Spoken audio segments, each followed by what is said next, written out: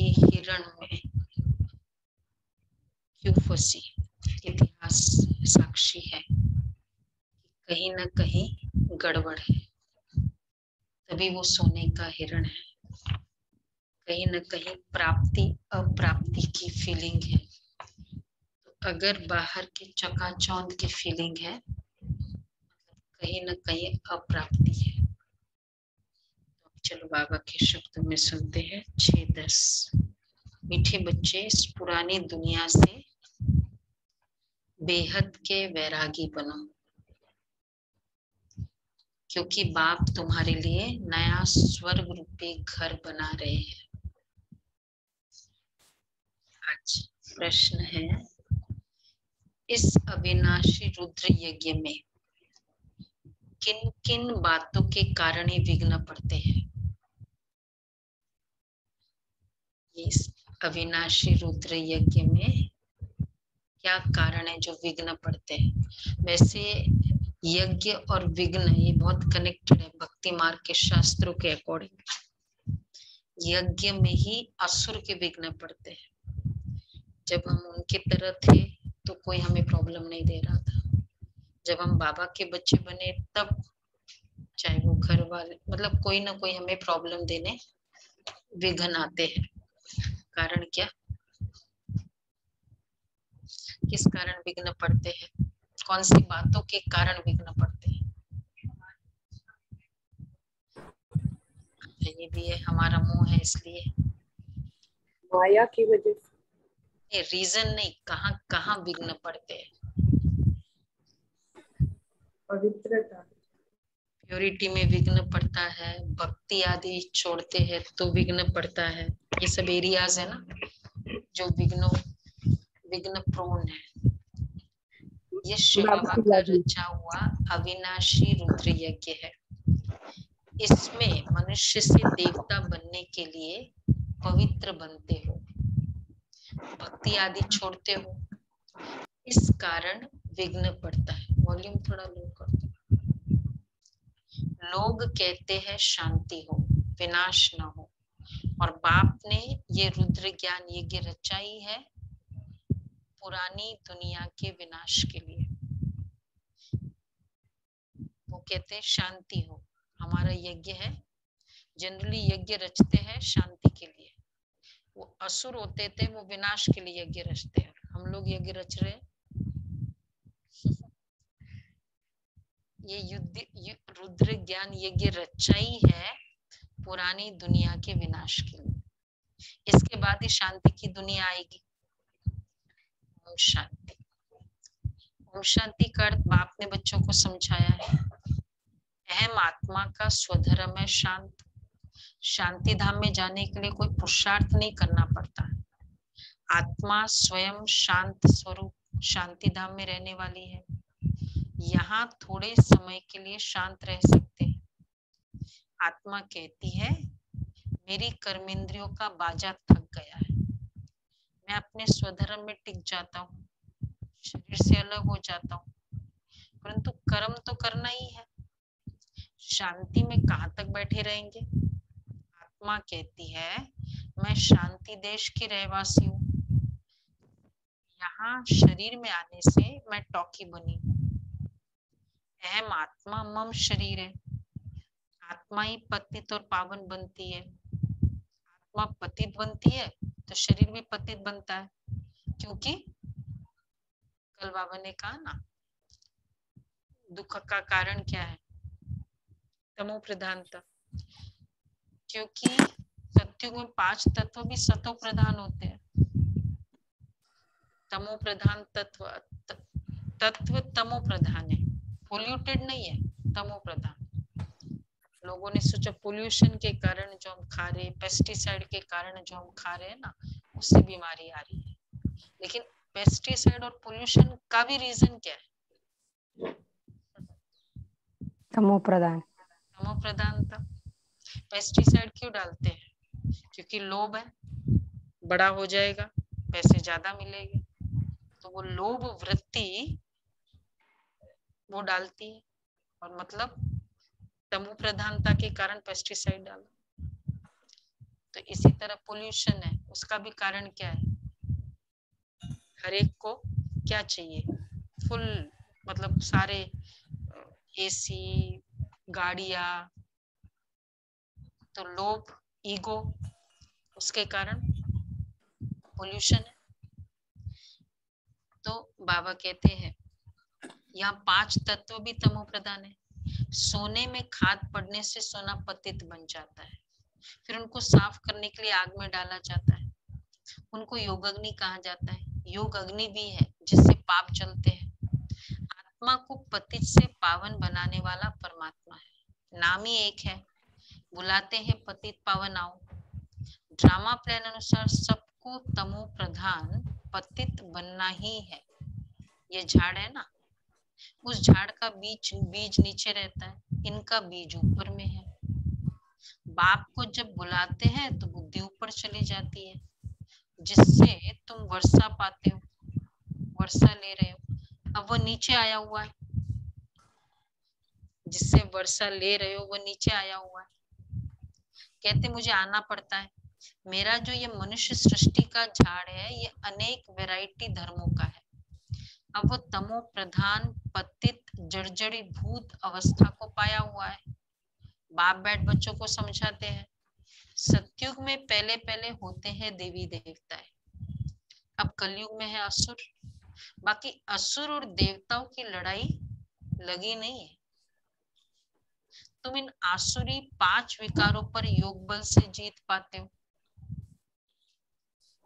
कोई भी कहा जीत होती है तो कहते लड़ाई, लड़ रहे थे ना, अब क्या कह रहे, वोट लड़ रहे थे, इलेक्शन लड़ रहे थे, सब जगह लड़ाई लड़ाई करते। फिजिकल वैसे लड़ाई तो नहीं थी, पर 2 अपोजिट पार्टी, तो 5, तो इसी तरह पार्टी थे ना, फिजिकल कोई लड़ाई थोड़ी थी पावर गेम में। इसी तरह कहते देवताओं ने जीत पाई है, असुर और देवताओं की लड़ाई, तो ये फिजिकल थोड़ी होगी। तो ये सब, हाँ, उस तरह से पॉजिटिव और नेगेटिव। अब कलयुग में असुर, बाकी असुर और देवताओं की लड़ाई लगी नहीं, तुम इन आसुरी 5 विकारों पर योग बल से जीत पाते हो। बाकी कोई हिंसक लड़ाई की बात ही नहीं है। तुम कोई भी प्रकार की हिंसा नहीं करते हो, कोई भी प्रकार की हिंसा। एक है चलो फिजिकल, वो तो खैर नहीं करते हैं, और एक है इमोशनल हिंसा, काम कटारी, मेंटल हिंसा। किसी का उमंग उत्साह कुछ ऐसे शब्द कम कर, डाउन कर दे, किसी को ऐसा जेस्चर दिखाए जो उसको लगे कि मैं साइडलाइन किया जा रहा हूँ मुझे, तो ये सब कौन सा हिंसा है? हर्ट, इसलिए उसको कहते हैं ना हर्ट करना।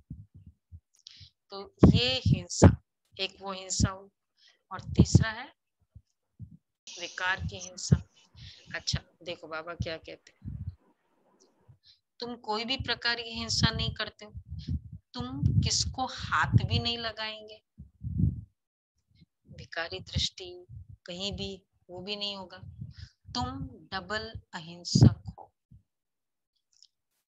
काम कटारी चलाना ये तो सबसे बड़ा पाप है, सबसे बड़ी हिंसा है, वायलेंस। क्यों? क्योंकि वो आत्मा की कंप्लीट प्योरिटी को 0 लेवल पे ले आता है पूरा। तो अब आत्मा की पवित्रता ही 0 लेवल पर आ गई, फिर आत्मा में क्या करेगी? फिर लड़ाई करेगी, वो सारे विकार आ जाएंगे ना फिर। इसलिए बाबा कहते हैं सबसे बड़ा पाप, बाप कहते हैं ये काम कटारी आदि आदि मध्य अंत दुख देता है, विकार में नहीं जाना है। देवताओं के आगे महिमा गाते हैं, आप सर्वगुण संपन्न संपूर्ण निर्विकारी। आत्मा इन ऑर्गन्स द्वारा जानती है। कहते हम पतित बन गए तो जरूर कब पावन थे। जो कहते हम पतित बने हैं, बुलाते भी है पतित पावन आओ। जब पावन है तब कोई बुलाते ही नहीं है, उनको स्वर्ग कहा जाता है।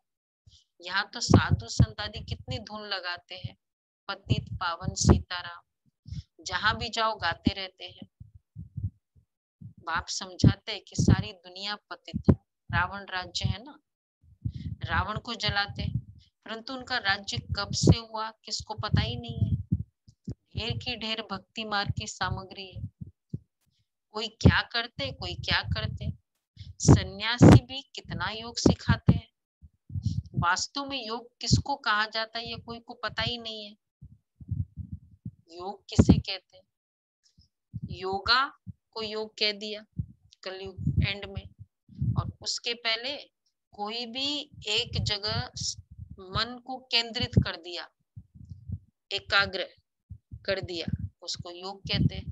पातंजलि योग दर्शन में जो सारे इतने सारे प्रकार के योग बताए, वो जैसे चरण चिन्ह बताते हैं, भगवान के चरणों में चिन्ह होते हैं 32, 16 इधर 16 उधर, तो वहां एक जगह केंद्रित कर दो, मतलब आपको क्या सिद्धि चाहिए तो डिपेंडिंग उस एक पर सिद्ध करो, उस पर केंद्रित करो, चरण चिन्ह पर आपको वो सिद्धि मिलेगी।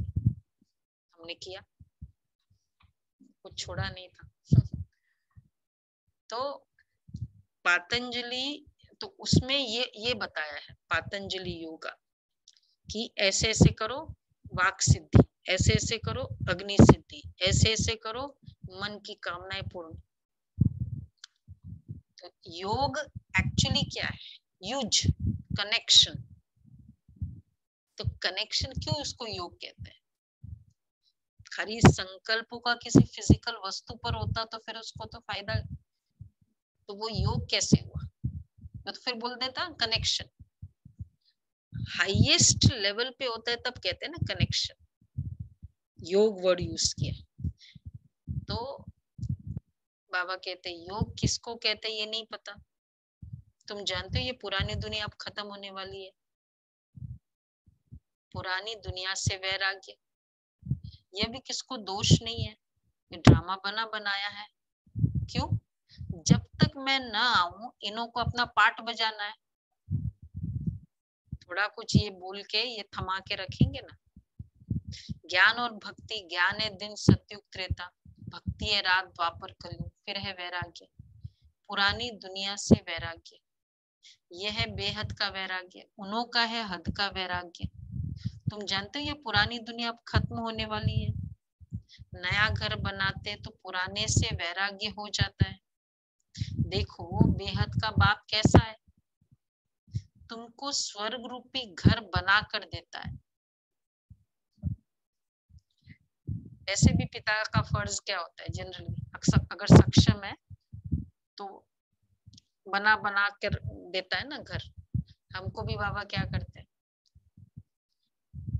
कर इतने सारे एफर्ट रहे हैं सब लोग, और सबके कारण और बाबा की सबके संकल्प और मेन बाबा का हाथ, स्वर्ग बना, तो बना बनाया मिला ना घर आपको।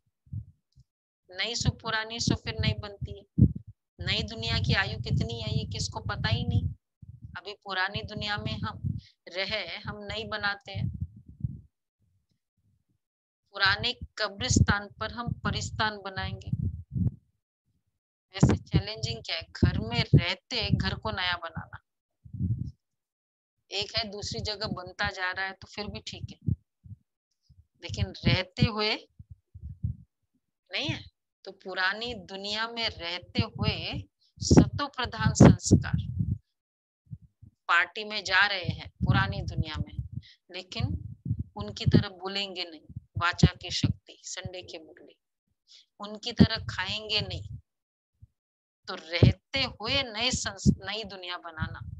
तो ऐसे कितनी एरियाज है जहाँ हम रहते हुए नई दुनिया बनाते हैं, है ऐसी एरियाज और भी सारी एरियाज है जहाँ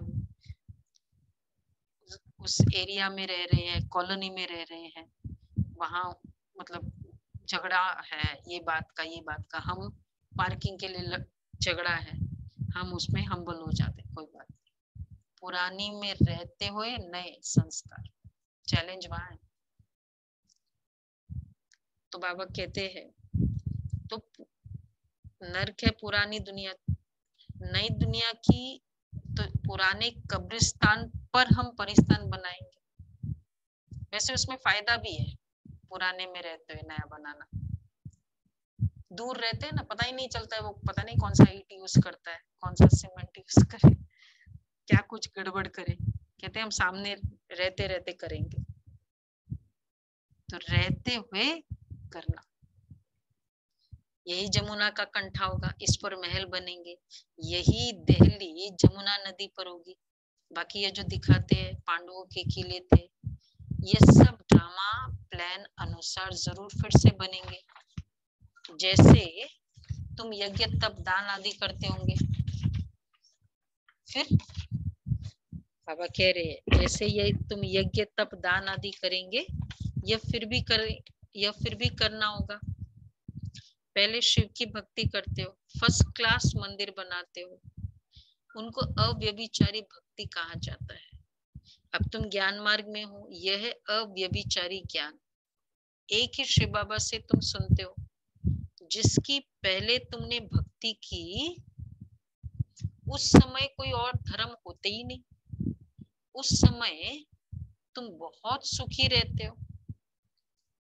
देवता धर्म बहुत सुख देने वाला है, नाम लेने से मुख मीठा हो जाता है।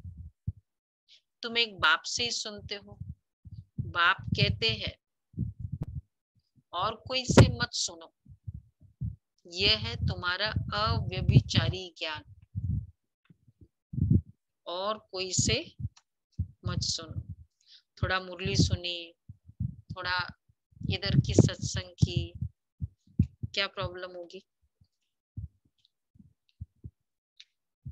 इधर सुना उधर सुना, तो जो भी सुना इधर जाएगा, तो ये भी जाएगा, ज्ञान भी सुबह सुबह, मुरली भी इधर जाएगी, बाकी पूरे दिन ये बातें सुने वो भी इधर जाएगी। फिर क्या करेगी? क्लैश पैदा करेगी, कॉन्फ्लिक्ट होगा। तो इसलिए बाबा कह रहे हैं और कोई से मत सुनो। अच्छा, दूसरी न्यूज सुना इधर उधर की, वाचा शक्ति इधर है ना, ब्राह्मण परिवार का लेटेस्ट न्यूज बताती हूँ, बीबीसी, ब्राह्मण ब्रॉडकास्टिंग कमीशन। बाकी और भी रिलेटिव्स के न्यूज है। अभी इंटरेस्ट आता है? किसने कहा मुझे कल कहा कि अब बिल्कुल इंटरेस्ट नहीं आता ये सब बातों में, ऐसा हुआ वो हुआ वो हुआ सुनने का। अच्छा, टाइम मिलता, अगर नहीं टाइम मिले तो फिर करेंगे। टाइम मिले तो फिर करेंगे।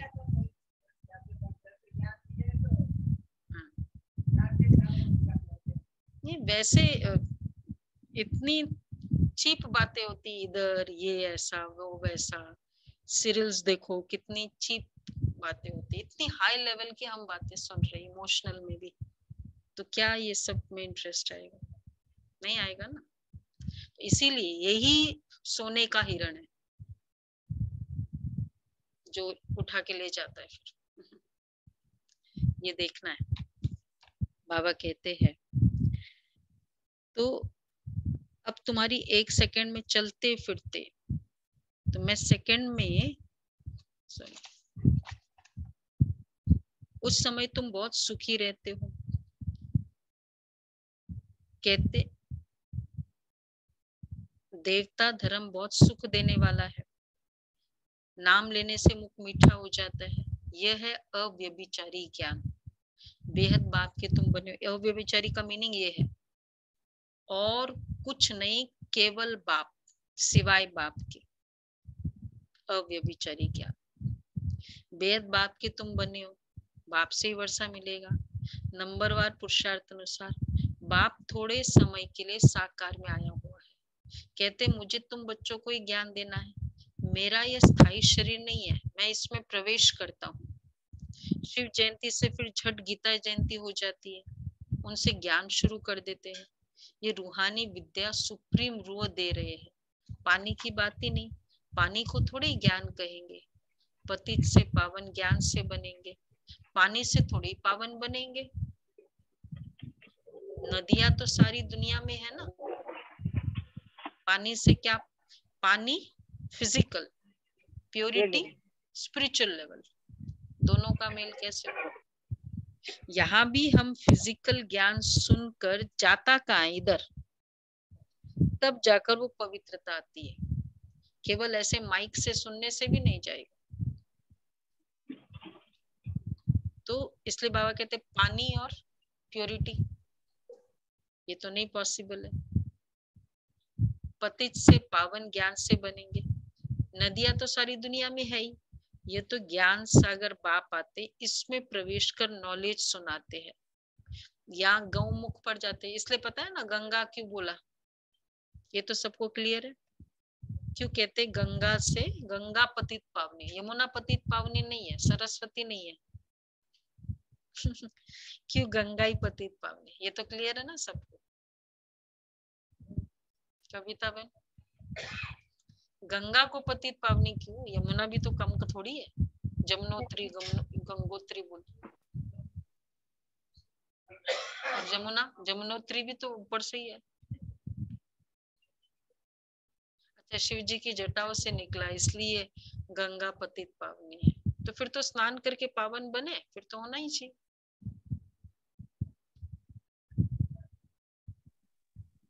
ज्ञान गंगा है, हम सब ज्ञान गंगा है। क्या ये तो बहुत ABCD जूनियर लेवल का क्वेश्चन है। ज्ञान गंगा है।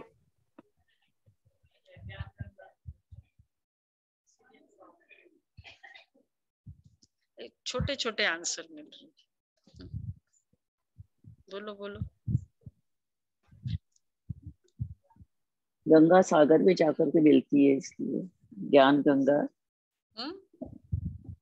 गंगा सागर से मिलती है जाकर के, इसलिए हम लोग सब ज्ञान गंगाएं हैं, सागर से मिलते हैं, ज्ञान सागर से मिलते हैं।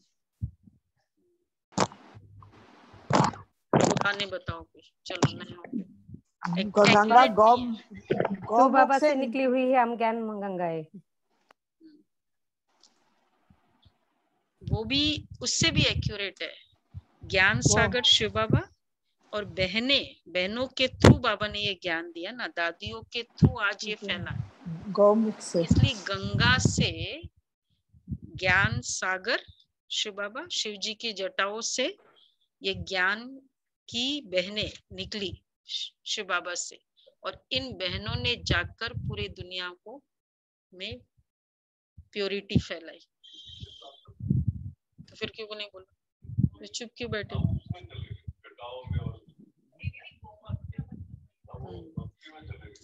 हम ज्ञान उसके पीछे का रहस्य पूछ रहे थे ना।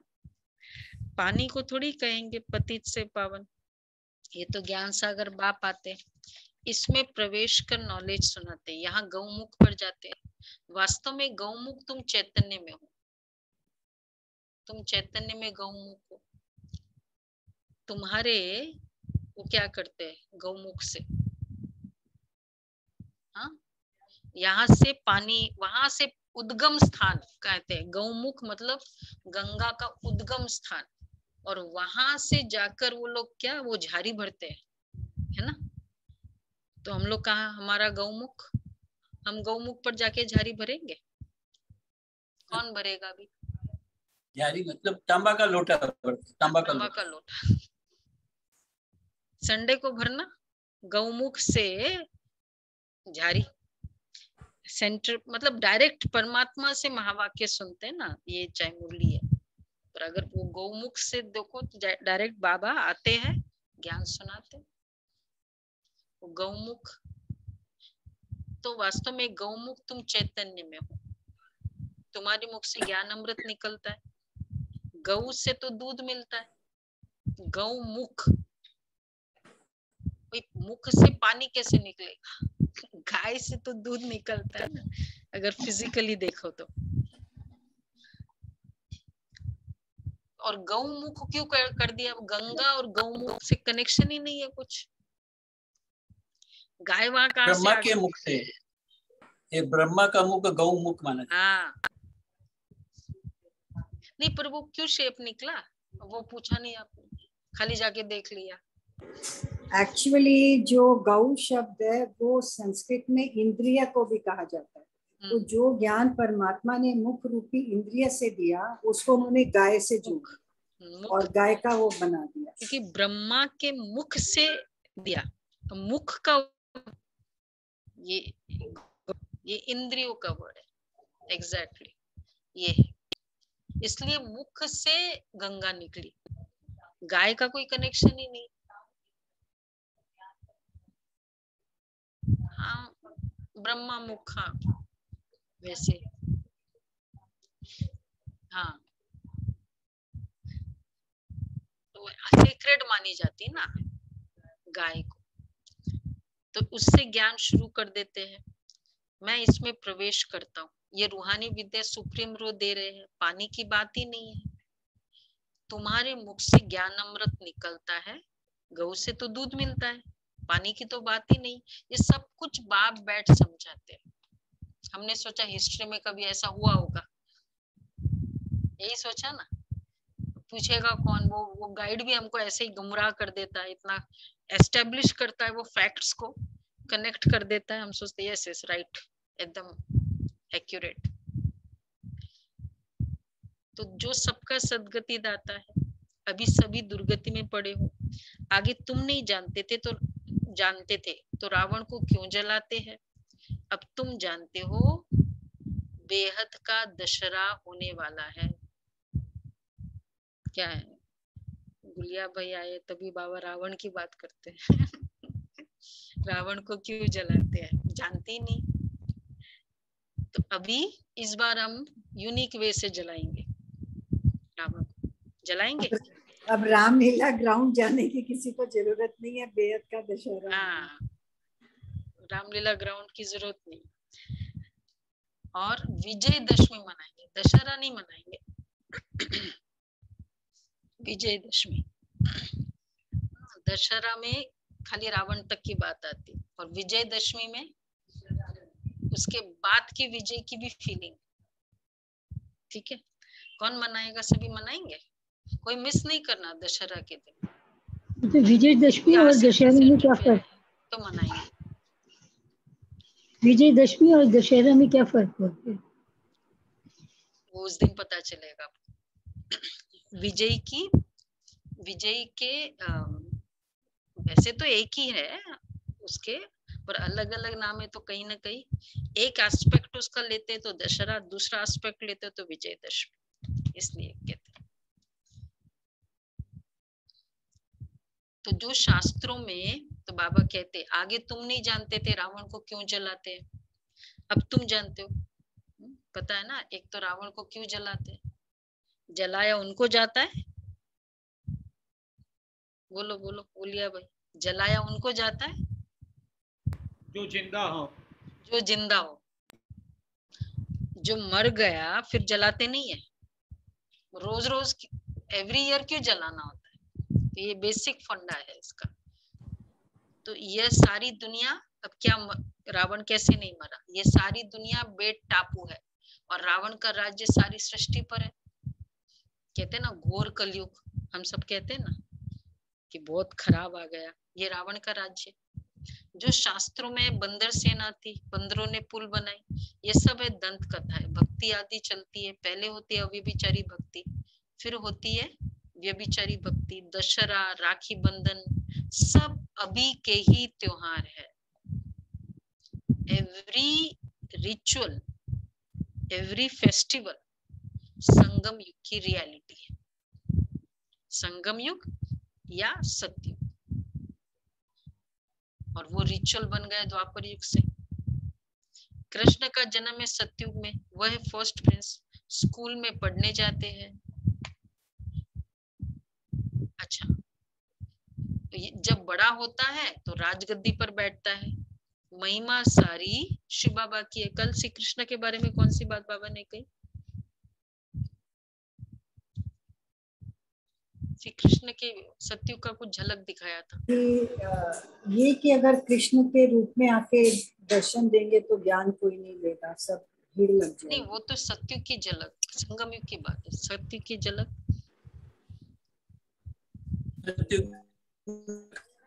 कृष्ण को फूल माना है। हाँ, वेरी गुड। कृष्ण को फूल माना, फूल। बोला कि कैसी जमुना के कंटे पर थोड़ी खेलेगा, उसकी पालना प्रिंस की तरह, फूल की तरह होगे ना, वो बात थी ना। तो जमुना के कंटे पर ऐसे थोड़ी खेलेगा, वर्ल्ड का प्रिंस है वो उस समय।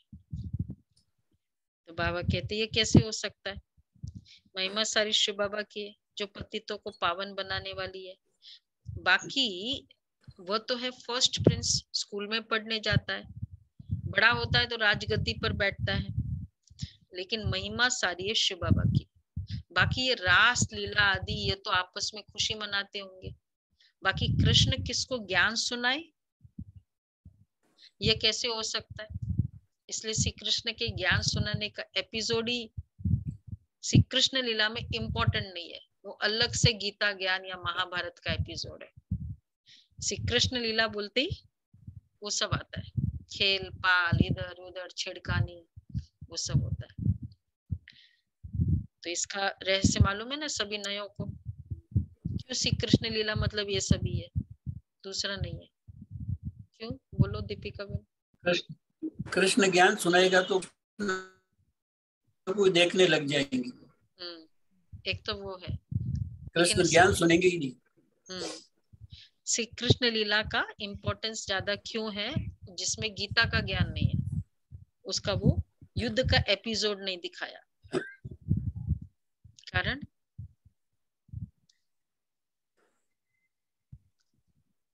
क्या हुआ? अरे सतयुग में सुखी सुख होगा, इसको पता है, नयों को पता, नए बताए क्यों श्री कृष्ण लीला इम्पोर्टेंस बताते, क्योंकि चलो पुराने बताओ।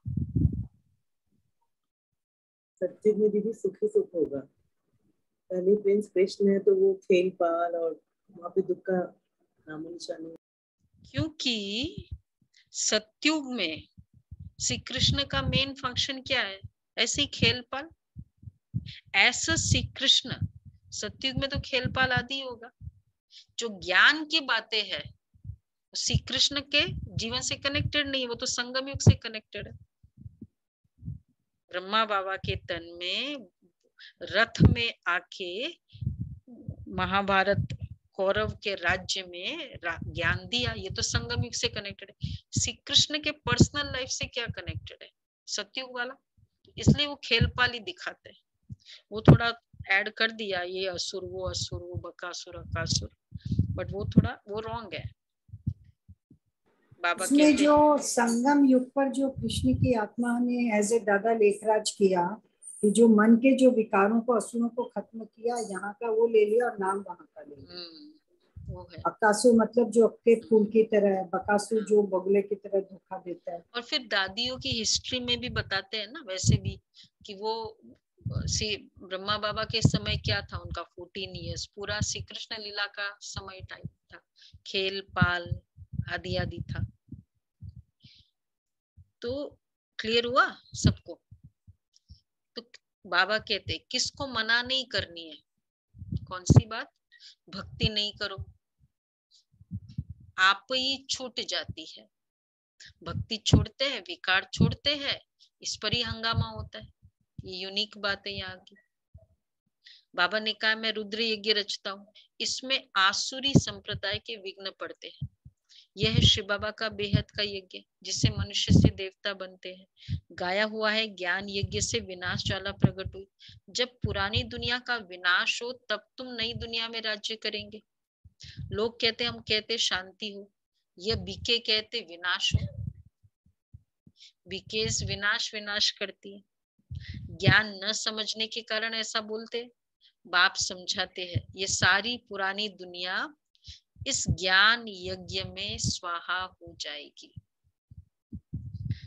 ये विनाश होना है।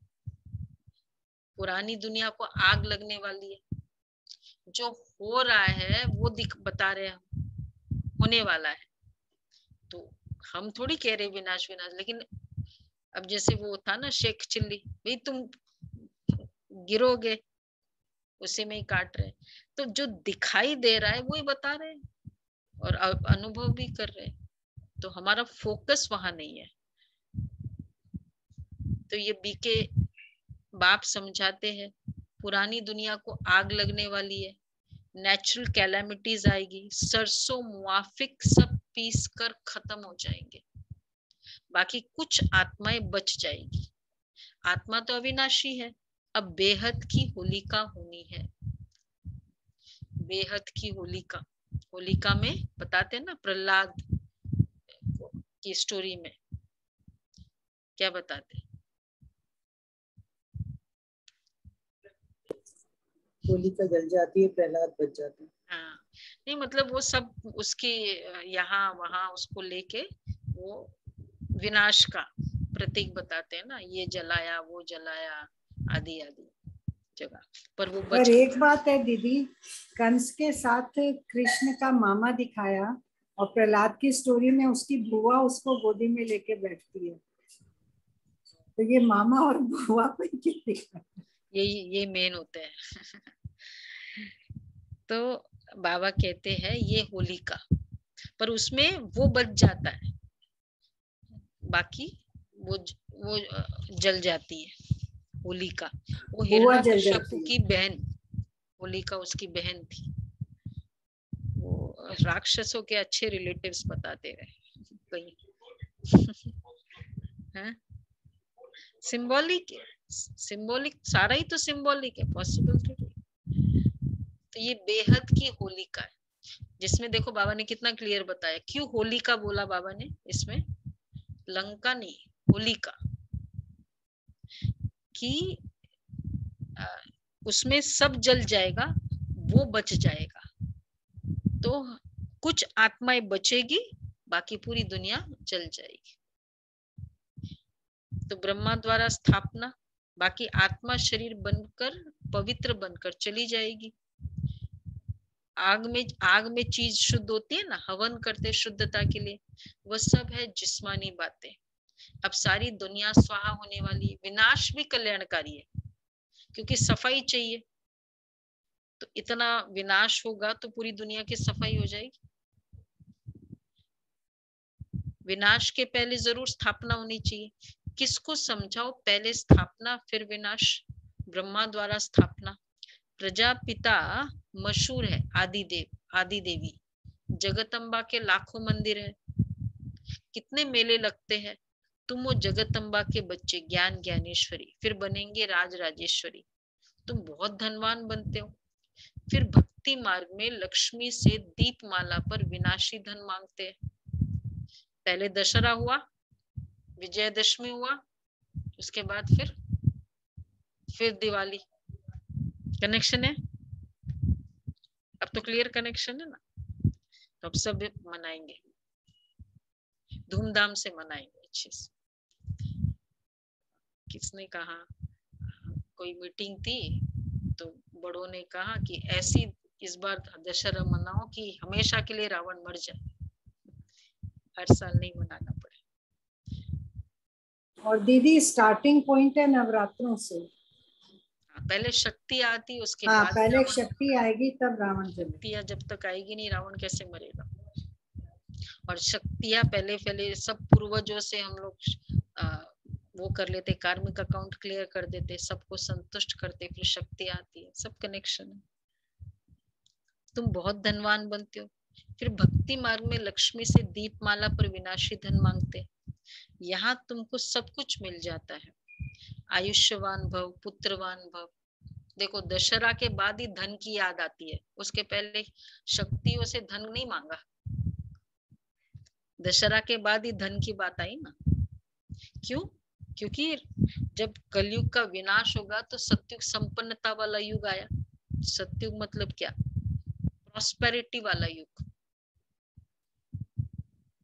यहाँ तुमको सब कुछ मिल जाता है, आयुष्यवान भव, पुत्रवान भव। सतयुग की वहां 150 वर्ष आयु रहती है, यहाँ तुम जितना योग लगाएंगे उतनी आयु बढ़ती जाएगी। तुम ईश्वर से योग लगाकर योगेश्वर बनते हो। बाबा कहते हैं मैं धोबी हूँ, सब मूत पलीती आत्माओं को साफ करता हूँ, फिर शरीर भी शुद्ध मिलेगा। मैं सेकंड में दुनिया के कपड़े साफ कर लेता हूँ। सिर्फ मन मनाभव होने से आत्मा और शरीर पवित्र बन जाएंगे। छू मंत्र हुआ ना, सेकंड में जीवन मुक्ति। कितना सहज उपाय है। चलते फिरते बाप को याद करो, और कोई जरा भी तकलीफ नहीं देता हो, अब तुम्हारी 1 सेकंड में चढ़ती कला होती है। बाप कहते हैं मैं तुम बच्चों का सर्वेंट बनकर आया हूं। तुमने बुलाया ना, हे पतित पावन आकर हमको पावन बनाओ, तो सर्वेंट हुआ ना। जब तुम बहुत पतित बनते हो तो जोर से चिल्लाते हो। अब मैं आया हूं, मैं कल पाकर बच्चों को मंत्र देता हूं कि मुझे याद करो। मन मनाभव का अर्थ भी यह है, फिर विष्णुपुरी का मालिक बनेंगे। तुम आए हो विष्णुपुरी का राज्य लेने। रावणपुरी के बाद है विष्णुपुरी। अच्छा, कंसपुरी के बाद है कृष्णपुरी। कितना सहज समझाया जाता है। कंसपुरी के बाद कृष्णपुरी है। कंस से कृष्ण इकट्ठे नहीं होते, राम और रावण इकट्ठे नहीं होते। यही सबसे बड़ा गड़बड़ कर दिया। इसलिए हाँ, ये 3 दिन पहले की तो मुरली में था, बाबा ने कहा कि रात और दिन, अगर रात बोला तो मतलब रात फेज होता है ना, तो रात और दिन इकट्ठे कैसे हो सकते? युग क्या है? फेज है। जैसे रात एक फेज है, सुबह एक फेज है, शाम एक फेज है, तो सत्युग एक फेज है। तो सत्युग और कलयुग, कंसपुरी कृष्णपुरी कैसे हो सकता है इकट्ठा? 2 फेजेस कैसे हो सकते? तो बाप कहते इस पुरानी दुनिया से सिर्फ ममत्व मिटा दो। अब हमने 84 जन्म पूरे किए, ये पुराना चोला छोड़ हम जाएंगे नई दुनिया में। याद से ही तुम्हारे पाप कट जाएंगे, इतनी हिम्मत करनी चाहिए। अच्छा, मीठे मीठे सिके लदे बच्चों प्रति मात पिता बाप दादा का याद प्यार, गुड मॉर्निंग। रूहानी बाप की, रूहानी बच्चों को नमस्ते। हम रूहानी बच्चों की रूहानी बाप दादा को याद प्यार, गुड नमस्ते, मॉर्निंग गुड और मॉर्निंग। नमस्ते। वाह बाबा, थैंक यू बाबा, थैंक यू। शुक्रिया। मुख से सदैव ज्ञान अमृत निकालना है। ज्ञान से ही सबकी सद्गति करनी है।